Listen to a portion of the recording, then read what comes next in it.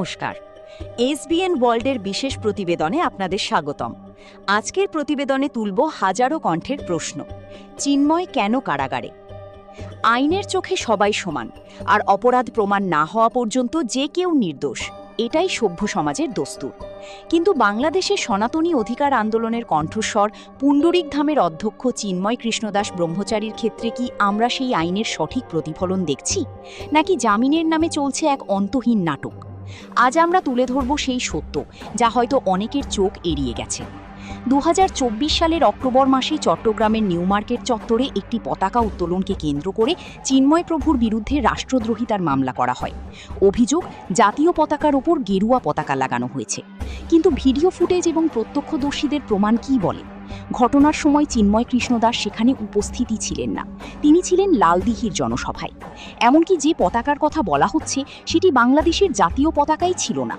সবচেয়ে বড় আইনি প্রশ্ন, রাষ্ট্রদ্রোহের মামলা করতে হলে মহামান্য রাষ্ট্রের সুনির্দিষ্ট অনুমতির প্রয়োজন হয়। কিন্তু তৎকালীন সময়ে কোনো অনুমতি ছাড়াই বিএনপির একজন স্থানীয় নেতা ফিরোজ খান কিভাবে এই মামলা করলেন? আইনকে বুড়ো আঙুল দেখিয়ে করা এই মামলাটি কি তবে এক গভীর রাজনৈতিক ও কূটনৈতিক ষড়যন্ত্রের অংশ?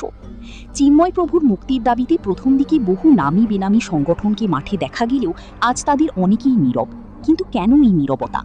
এদিকে মামলার বাদী ফিরোজ খানকে দল থেকে বহিষ্কার করলেও রাজনৈতিক দলগুলো বা বর্তমান সরকার কেন এই মিথ্যা মামলা প্রত্যাহারের উদ্যোগ নিচ্ছে না?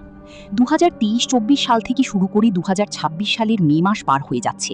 হাইকোর্টের জামিন আদেশকে আপিল বিভাগে স্থগিত করে রাখা হয়েছে। আইনি মারপ্যাচে একজন নির্দোষ মানুষকে কতদিন আটকে রাখা যায়? ফরহাদ মজহারের মতো দেশের বহু গুণীজন এবং বুদ্ধিজীবী স্পষ্ট ভাষায় বলেছেন, চিন্ময় কৃষ্ণদাসকে অন্যায়ভাবে ফাঁসানো হয়েছে এবং তাকে অবিলম্বে মুক্তি দেওয়া উচিত। অপরাধী যেই হোক, তার শাস্তি হোক। কিন্তু অপরাধ না করেও একজন সনাতনী ধর্মীয় নেতাকে যেভাবে কারাগারের অন্ধকারে রাখা হচ্ছে, তা দেশের বিচার ব্যবস্থা ও সাম্প্রদায়িক সম্প্রীতির জন্য এক বড় প্রশ্নচিহ্ন।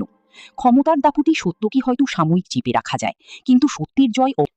এসবিএন ওয়ার্ল্ডের পক্ষ থেকে আজ এখানেই বিদায় নিলাম। আমাদের সাথে থাকার জন্য ধন্যবাদ।